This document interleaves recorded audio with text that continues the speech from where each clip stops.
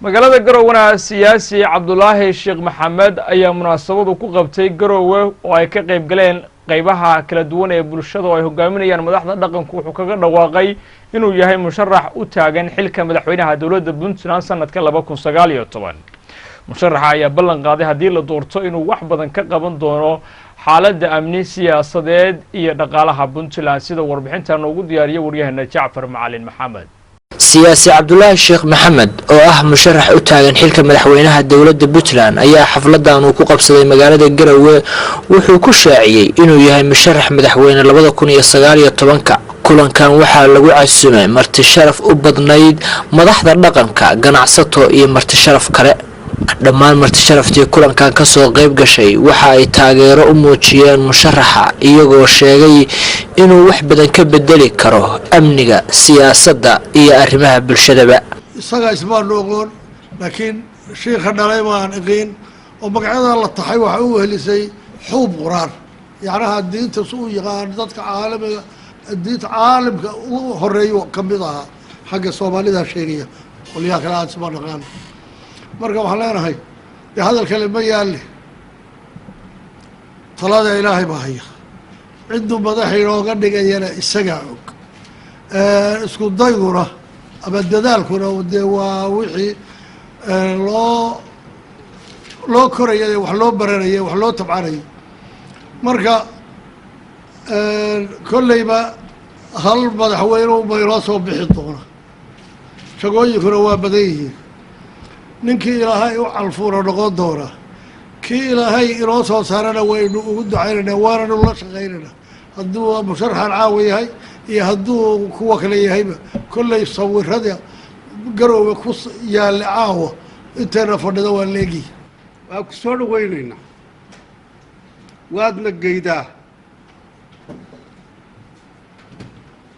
boqol baad u qalantaa 30 sanaynu inagu kala maqnayn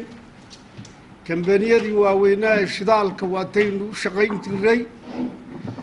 Mareykanka iyo lahaayeen joogay Sacuudi Arabiya magaalada hadda isagu ku nool yahay baan anu ku horeeyay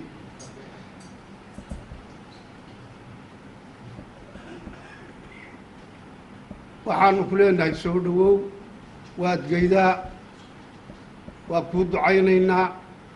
haddii maanta wax kastaba noqo aad wax ka noqoto Puntland dhibaatooyinka jira ee reer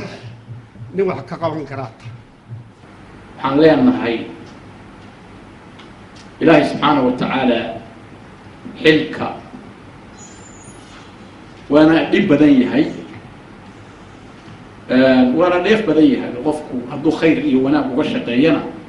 الدنيا آخرة وكلها لكن هدي وضع خلطان مريانا ابتدى إلى حاليا هاي سودو أو سودو ويننا هالي بالله هاي علف بالعنا ودبنا اللورد انت musharax madaxweyne Puntland Cabdullaahi Sheekh Maxamed oo khudbad dhinacyo badan taabanaysa ka jeediyay munaasabada wuxuu sheegay in hadii xilkan loo doorto uu isbedel weyn la imaan doono wuxuuna bulshada Puntland ka codsaday inay taageeraan oo hubaal ah Puntland waxay ahayd meeshii nabadda iyo gobolada Soomaaliyeed ugu horeysay ama kuwii ugu horeeyay sida taabagal kale ay uga amba qaadeen odayaasha isimada shacabkeeda si bisil sidii loo nabadeyn lahaa dawlad loo sameyn lahaa markii burburku dhacay leesu saamixi lahaa wax loo wada yeelan lahaa Soomaali oo dhanna dhabarka saartay ayahay inta waxa ma ahayn qiyaadada iyo inta taliska iyo isimada iyo odayaasha kaliya iyo siyaasiyiintu kumay guuleysteen runtii hadii aanay lahayn Puntland shacab siyaasadda u bisil aragti qaangaar leh hadii ay idinkeeda leeyahayna waxna sixi kara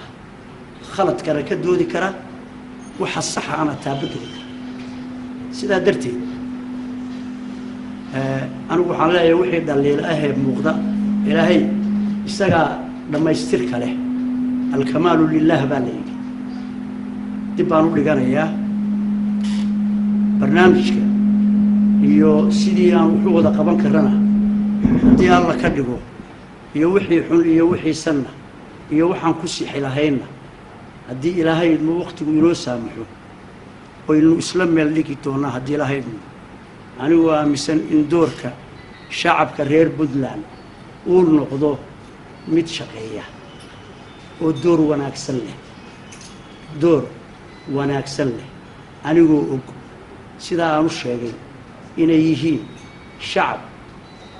talada ku filan tilmaamahana qayb ka geysan kara sidaa darteed